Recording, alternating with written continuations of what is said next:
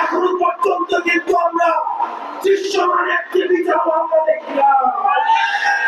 2009 সালে পিলখানা হত্যাকাণ্ডের একটা বিচারও হয় নাই। 2014 সাপড়া হত্যাকাণ্ডের কোনো বিচার হয় না।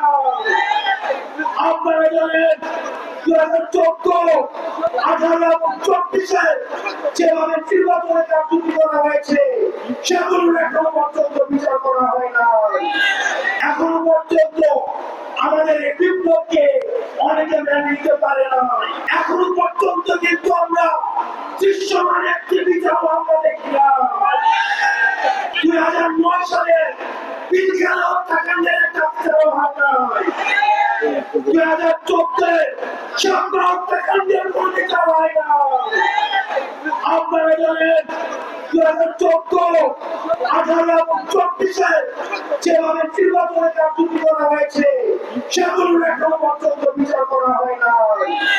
এই অন্তর্বর্তীকালীন সরকারকে আমরা স্পষ্টভাবে বলতে চাই, আপনারা যদি আমাদের কাছে অন্তর্বর্তী চান অবশ্যই এই অন্তর্বর্তীকালীন সরকারের সময় আমাদের বিচারগুলো আপনার নিশ্চিত করতে হবে।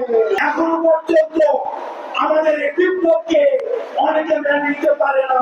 সেজন্য কিছুদিন পর আমরা দেখি বিচার বিভাগে কি করা হয়, আমরা দেখি পুলিশে কি করা হয়, আমরা দেখি আনসারে বিদ্রোহ হয়, আমরা দেখি সচিবালয়ে আগুন লাগানো হয়। আমরা সবাইকে বলতে চাই, আপনারা রিয়েলিটি মাইন্ডে পুলিশের কাছে খুবই বাংলাদেশে দিবেন। এক নম্বর বক্তব্য হচ্ছে দীর্ঘ 1.5 যুগেরও বেশি সময় ধরে পুলিশ হাসিনা আমাদের দেশের রাজনৈতিক কাঠামো আমাদের দেশটাকে নেতৃত্ব সংকটের মধ্যে ফেলে দিয়েছে। আমরা যখন দেখেছি আমাদের পূর্ব প্রজন্মের যারা নেতৃত্ব রয়েছে তারা বিভাজনের রাজনীতির কারণে বছরের পর বছর এই বিরাশিবার মুক্ত বাংলাদেশ করতে পারেনি, তারা ব্যর্থ হয়েছে। তারা যে জায়গায় ব্যর্থ হয়েছে ঠিক সেই জায়গাটিতে আমাদের তরুণ প্রজন্মকে হাল করতে হয়েছে।